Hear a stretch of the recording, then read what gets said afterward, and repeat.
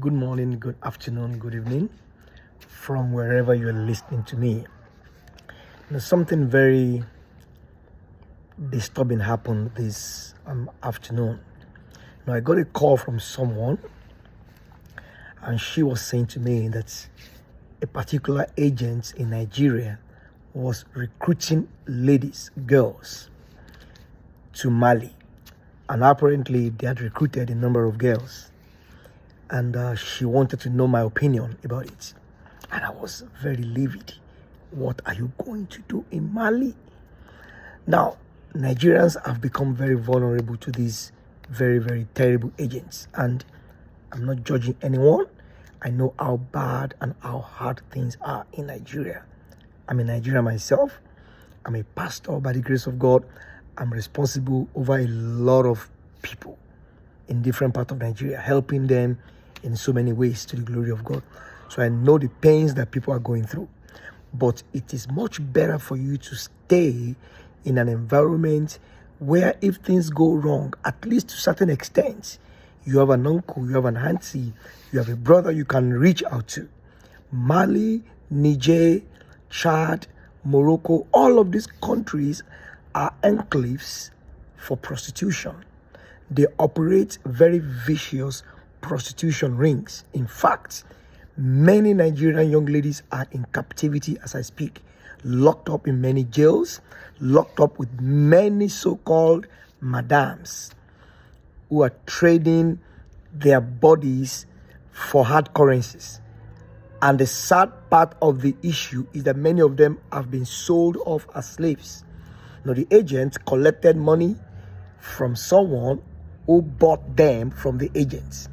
And when they go to Niger or they go to Mali or wherever they go to, they have to work out for years, work out that amount of money for years.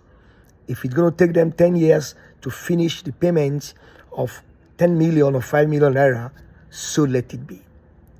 I was once an immigrant, many years back, and I had it in mind that I wanted to go to Europe or North America, United States, the US. It took me 11 years. I had options to do so many things. Things were not okay. I was not born into a rich family.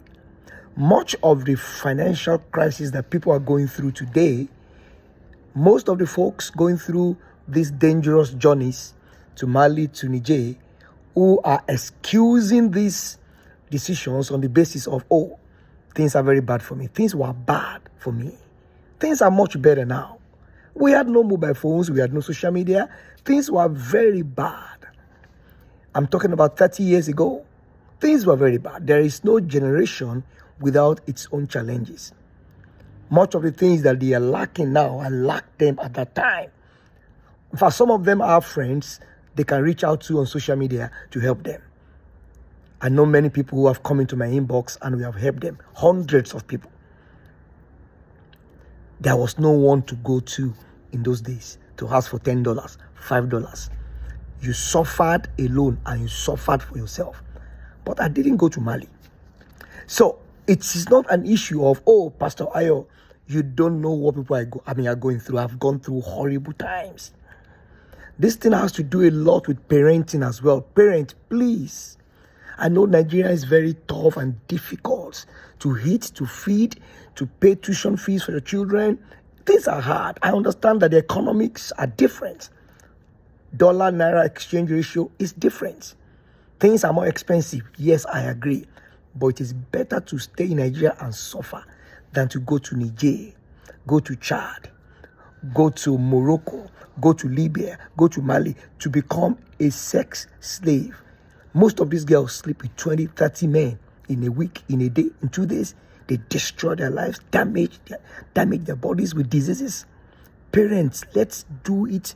Let's take this much more seriously. If Nigeria had a government that is serious about the destinies and the welfare of their citizens, these things wouldn't have become this brazen. It's now a very brazen trade. People just go into neighborhoods in Nigeria, they talk to young girls, and they harvest them to Mali, and there is no government to stop it. It's my heart cry that God will do something to free Nigeria, free Nigerians from our current leaders, freeing the people. We pray about it. We're doing our own little that we could do to help people, but we can't do everything. Please do not go to Mali or Niger or Morocco.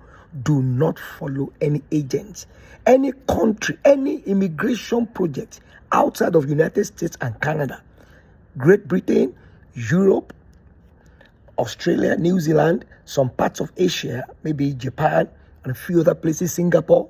Every other country is a no-go area. Okay, maybe Dubai, Kuwait, Saudi Arabia, and you have to go with the right papers, work visas.